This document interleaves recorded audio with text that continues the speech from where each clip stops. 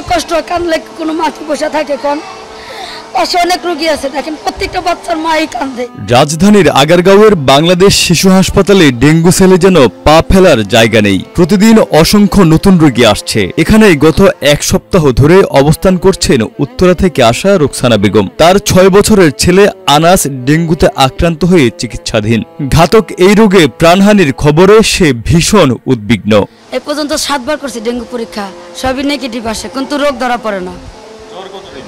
জ্বর 14 দিন ধরে আজকে আমি বলতেছি স্যার, পরে আজকে আবার ইঞ্জেকশন দিয়ে গেছে বদলাইয়া, এটা দেখে কি হয়, কিন্তু আমার বাচ্চারা যে কষ্ট পাচ্ছে ওগুলো ডাক্তারের কাছে কোনো মনে হচ্ছে না। চিকিৎসা যদি ভালো হয়, আল্লাহ যদি তার রোগ ধরা পড়ে সেই হিসাবে, কিন্তু ওইরকম এরা তো 4 গুণ শক্তিশালী এনজাইম ও অধিক ফেনা সমৃদ্ধ অরিক সিলভার ওয়াশ মাত্র 70 টাকায়। নানা ধরনের পরীক্ষা দিচ্ছে। মেন যে আমি একটা জায়গায় চিকিৎসা করছি, আমার যে পুরাতন কাগজগুলো দেখবে, তারপরে এখানে যে কি কারণে আসছে সেটা তোরা বুঝবে। সেটা না, আমি প্রতিদিনই একই কথা বলছি যে ওনার পেটটা ফুলা ব্যথা করে আর জ্বর যাচ্ছে না, 105 104 জ্বর।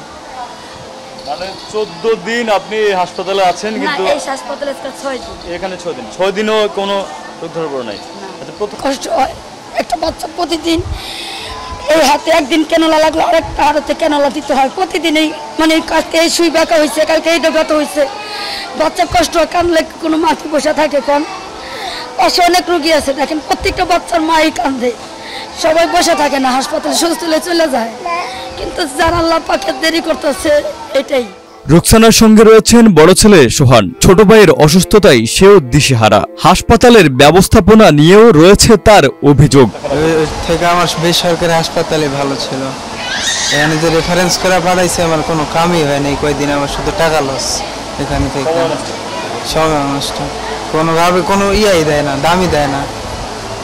এখানে নার্স তো একটা ডাক্তারের অবর্তমানে যে নার্সটা একটা দায়িত্ব নেয়, সে দায়িত্ব তারা নিতে পারে না। এই যে ক্যানোলা আমি 300 টাকা দিয়ে একটা ভালো ক্যানোলা আইনা লাগাইছি, কালকে লাগাইছে আবার এটাই খুলা ফেলা আবার তাদেরটাই লাগাইছে নষ্টটা। তারা সুন্দরভাবে পেঁচাও দেয় না যে একটা ক্যানোলা থাকবে কি থাকবে না সেটা দেখার বিষয় না। 2-3 বার করে একটা ক্যানোলা দিতে তাদের লাগে। এটা তো আমরা বুঝতেছি যে ঝুঁকি, তারা কইতেছে আমাদের কাছে তো অভিজ্ঞতা বা জ্ঞান নিবে না তারা।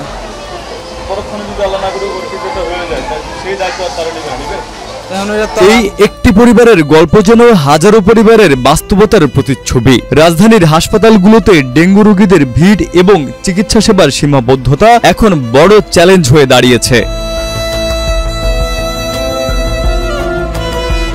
কারণ প্রতিটি সংখ্যার পেছনে রয়েছে একটি পরিবারের গল্প, একটি সন্তানের অসহায়ত্ব, একজন মায়ের কান্না। শনিবার এডিস মশাবাহিত এই রোগে প্রাণ হারিয়েছেন আরও একজন। চলতি বছর এই রোগে মৃত্যুর সংখ্যা দাঁড়িয়েছে 203 জনে। এর মধ্যে 106 জন পুরুষ এবং 97 জন নারী। স্বাস্থ্য অধিদপ্তরের তথ্য মতে গত একদিনেই হাসপাতালে ভর্তি হয়েছে নতুন করে 374 জন ডেঙ্গু রোগী। এ নিয়ে মোট আক্রান্তের সংখ্যা দাঁড়ালো 48,465 জনে। সংক্রমণের হার বাড়ছে দিন দিন, ডেঙ্গু রূপ নিচ্ছে মহামারীতে। গত এক সপ্তাহের ব্যবধানে সংক্রমণের সংখ্যা বেড়েছে 53%। এমন অবস্থায় সচেতনতার বিকল্প নেই। তাই আসুন সবাই সচেতন হই। মনে রাখবেন, একজনের অসাবধানতা হতে পারে 10 জনের বিপদের কারণ। অভি আরিফ, মাই টিভি, ঢাকা।